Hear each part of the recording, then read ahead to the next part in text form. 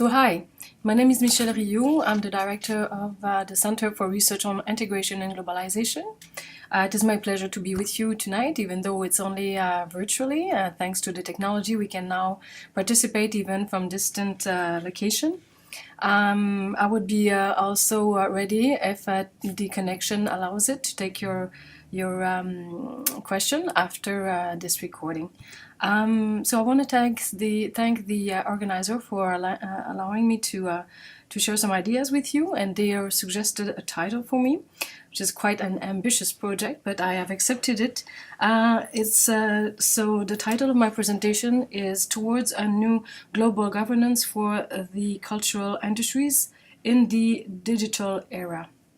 So first of all, I would like just to address some idea about global governance first, and then go more specifically on the topic. So new emerging global governance does not have to be considered as a set of coherent rules enforced through a global central regulatory organization. Actually, there is a wide set of organization at different levels and of different DNAs collaborating and competing in a very challenging and fast-changing digital capitalist world. The new global regulatory architecture emerging, both from public and private sources, is to be considered a testimony of the inability of the old forms of governance to answer today's regulatory challenges. In this communication, we first discuss the theoretical framework for explaining institutional changes that concentrate on the concept of rivalry between old and new. We also discuss, secondly, boundary decisions problems that arises. We borrowed this concept from Cox and Jacobson in a contribution as old as 1973. And these boundary decision problems arise from strategic and diplomatic relations between actors in a quest to influence institutional trajectories. So we have to see that global governance is a field where there are competing sets of rules and competing interests shaping also the global governance architecture. To go on these boundary decisions problems, they are increasing in numbers and significance, and they involve not only states but also issues, area, and sectors, as illustrated with the example from the global governance dealing more specifically with the trade, culture, and telecommunication nexus, which is very close to the subject that has been submitted to me. So we argue in a research that we have just finished that governance is no longer about national market regulation or international cooperation as understood traditionally for managing interdependence between national systems, but more about market integration and transnational network coordination, and that a process of creative destruction is underway which involves transformative alignments of old institutions as well as the emergence of new sites of governance reflecting a new integrative process and new sets of relationship between a plurality of actors. In order to develop our arguments, our research, we opted for a Schumpeterian historical based approach to link the evolution of economic organization and institutional emergence to regulate conflicts arising from disruptive rather than smooth evolution. That is the fact that technological changes and the internet is producing a shift in the evolution of things. In this narrative, international organization and national states face a new challenge, that of surviving and adjusting to a transformed world by globalization and technological changes, which come accompanied with increasing and multiple boundary problems between national regulation, which undermines the sovereignty principles and interdependence relationships, and between functional regulation, which undermines the separation between issues, for instance, trade, culture, telecommunication, internet, investment, etc. So globalization and technological revolution in effect have considerably changed the instrument and strategies traditionally used by states to govern their activities and the way they conduct international cooperation. In fact, we notice now that the big change, the big shift, is that it is no longer about national market regulation, as we've said, or international cooperation for maintaining and managing interdependence between national systems, but more about market integration and transnational network coordination. So,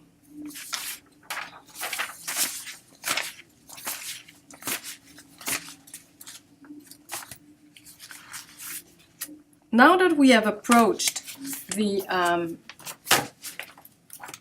main boundary problems that we want to address in this presentation, that is the functional and the national international one, I'd like to address more specifically the end of boundary problems within the cultural industry or the cultural sector. So what we can say about the transformation occurring and affecting the cultural industry, well, first of all, there is a great deal of opportunities linked to the digital revolution and the deployment of urban internet networks. They are numerous and significant. And yes, public policies and international cooperation must still play a role, but within changed parameters, as we have said. Threats are also real and significant. Obvious threats are identified with regards to financing and monetizing online culture and content, but also from the legal and economic uncertainties arising from the fact that we have a great difficulty in classifying products and services due to dematerialization linked to digital technologies. We also have highlighted the impact of trade agreements on cultural industries and the emergence of economic concentration, which is in itself one of the greatest threats to the cultural industries, its development and its diversity. We identified also that both North and South is the same problem, but of course when we talk about the South, there is an increased risk of the digital fracture, digital divide, that has to be emphasized. And it's not only in sense of increasing access to technology and networks, but it is also in terms of literacy, digital literacy, and also empowerment through use of technology. You know, like we can actually change, not only consume, but use them to be present and active on the internet. But we also can notice that a lot of companies down north, down south, and also the civil society there are increasingly being creative and putting out some new initiatives that are very important, especially in terms of feeding some indication of what is to be supported by public policies in those countries where capacity is rather limited. So we also developed an argument so that, oh, I'm sorry, I have to change, yes, okay. What we would like to emphasize is also the fact that rather than having cultural policies, we must now think more in terms of having a digital strategy that includes a cultural component. And that also involves having, the linkage between the cultural industries within the development strategies of countries, including thus the digital component of that strategy. This is important in terms of addressing threats, but also mostly to make sure that opportunities coming with the digital revolution is capitalized on and transformed into real gains in terms of development and presence of different voices around the world on the internet. So in a sense, instead of promoting the adjustment of cultural policy, we would also promote something like strategies that harness the potential of the digital age to advance cultural industries.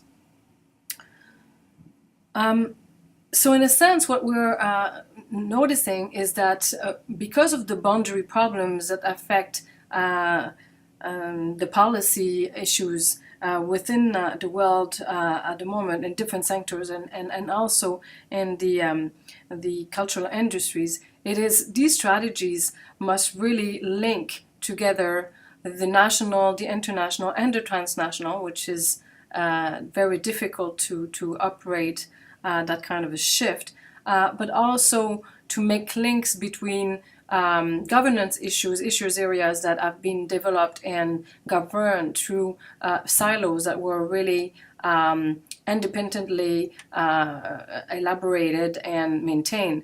So now what does that mean? It means that you cannot have a cultural development of cultural industry through cultural policy without taking into account what you do on the other hand, on the trade side or economic side or in the digital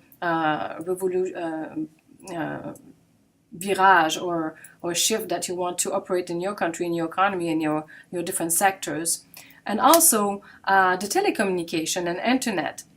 So the internet and the telecommunication sector is more and more increasingly linked to cultural industries, to a point where it is very difficult now to distinguish what which is what, and what is the most important. Is it?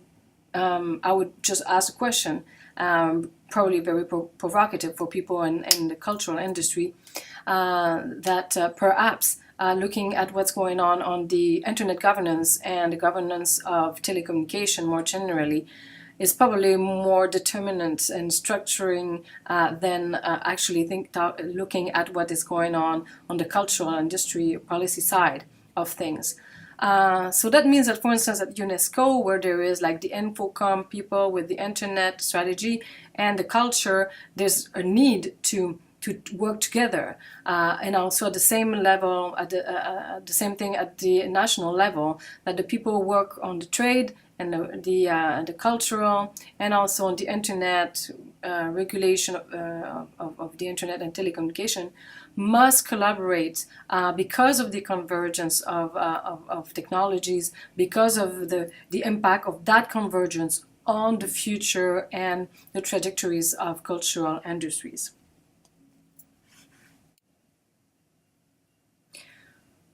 But that being said, then what to promote? What is the good course or strategy policy to adopt? In a time of extreme rapid change as we're living in, we need to know more about the problem. The problem right now is that we can no longer have any certainty on what's the situation, or to seize the problem and how to solve it, of course, is extremely complex.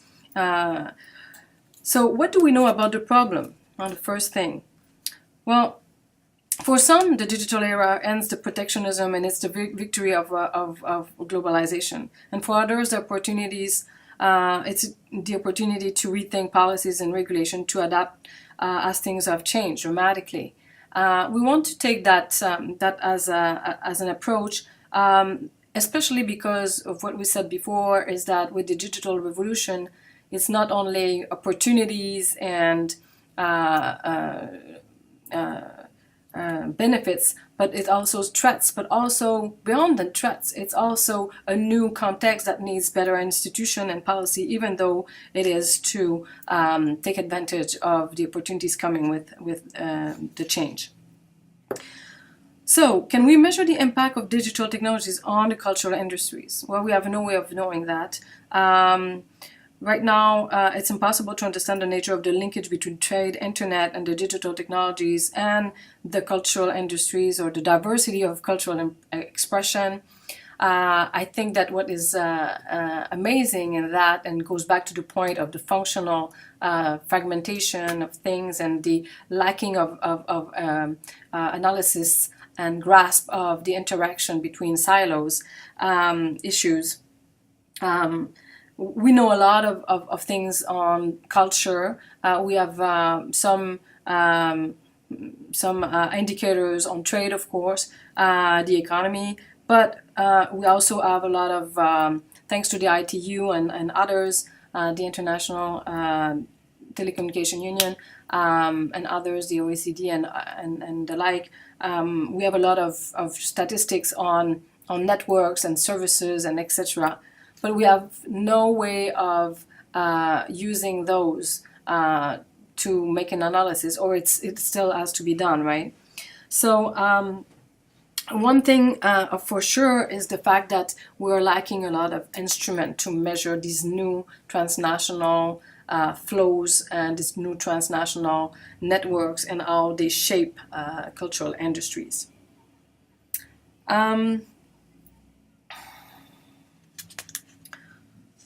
Although the impacts of digital technologies on cultural industries is not measured precisely now, and it is too early to do a diagnostic on this, changes brought about the digital technologies, and especially the internet, coincide with what we have called the process of creative destruction. And we can now see the manifestation of these changes. For instance, if we look at data coming from Global Data Insights, the Global Entertainment Media Outlook of 2014, we see clearly that there is a digital migration that is occurring, including in the cultural industry. Of course, they predict that the media industry, cultural industries, in 2018 will still be dominated by non-digital formats and by the United States as being the leader, of course, in this industry. However, we see, for instance, the rise of China, but also the rise of the digital sector. And in 5 years or 4 years from now, they will have made a great leap forward. We also notice that the revenue from advertising and internet service providers are progressing, and there is an underlying problem of monetization of cultural products.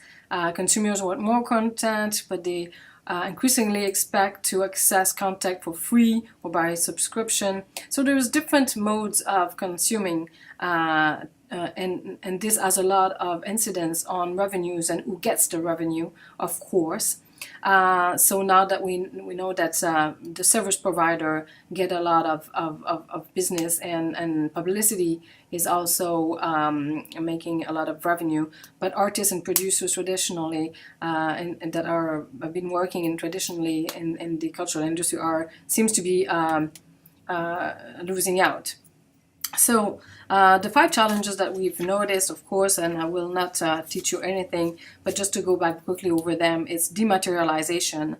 The fact that it's no longer easy to distinguish what is a good or something physical on physical support and a service. So a lot of cultural products right now are now services.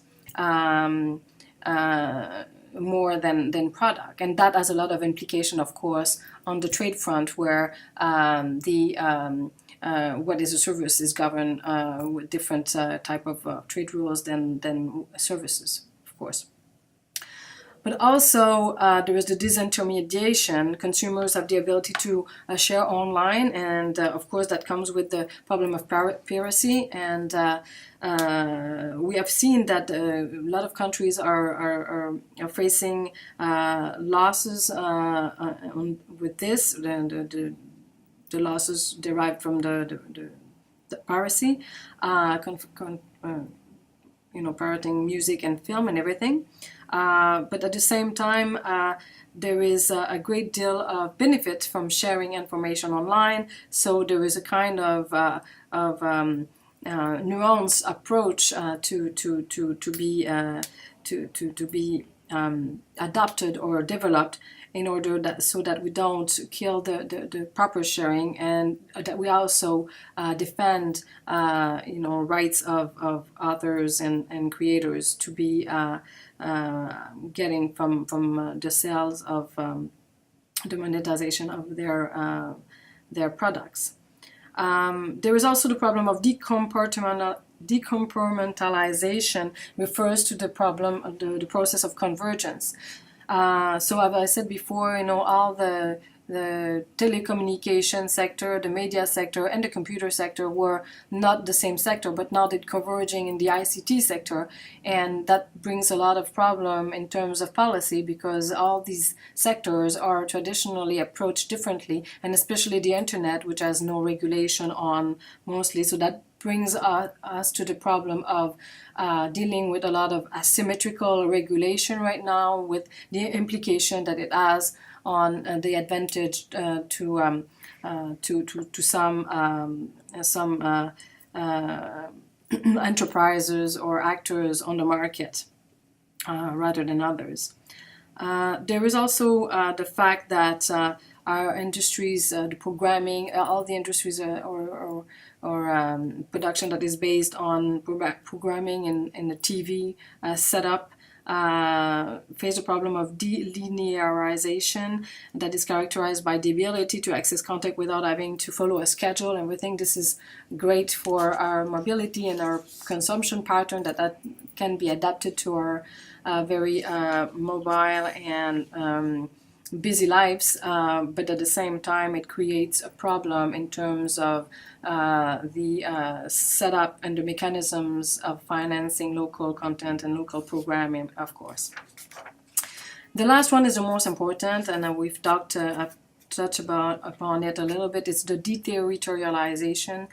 As the most important challenge. That means that the space where enterprises and the cultural industries are now developing is more and more transnational, whereas the policy space is usually in the within frontiers of the nation, state, and so it is increasingly difficult, for instance, to address regulation that will not affect in the same way national or local enterprises and transnational enterprises that can avoid the burden of local regulation. But at the same time, we also need to find ways to engage these transnational actors in a process where they participate and they also respect some kind of policy issues or policy objectives that must not be considered barriers to trade or discrimination. So the result threat from these 5 Ds is obvious. It's the loss of national states of benchmark and instrument of public policy for their cultural industry. The world in which businesses operate is no longer the same world as the one that is called the national regulatory space. And we then come to the fact that we need to rethink national policies and regulation within a new global governance framework, which is still under construction, and it's still being set up by different kind of actors, as we've said at the beginning. 2 challenges to be taken into account. The first one is that we can act, intervene, but also cut ourselves from the world and fragment the internet, something that perhaps we should not do. But at the same time, if we open up and choose to open up to cross-border flows without taking adequate measures, then perhaps we will not be able to ensure a presence and visibility for cultural products and expression. There need to be a paradigm shift in terms of policy and strategies in order to not to have those boundary problems, but to have intersection between issues. And so instead of ending up with boundary problems, we would probably have like networking of issues, articulation of issues, and that would be the start of something that we can call policy coherence in terms of a new global governance for cultural industries. So I guess I would end there. I think I've been talking way too much, and you're all starving and waiting to go for dinner in this beautiful Madrid. So I will stop here, and if you want to ask me some question or if you have some comment, I would be very glad to note them and to answer your questions if you have any. So thank you for your attention.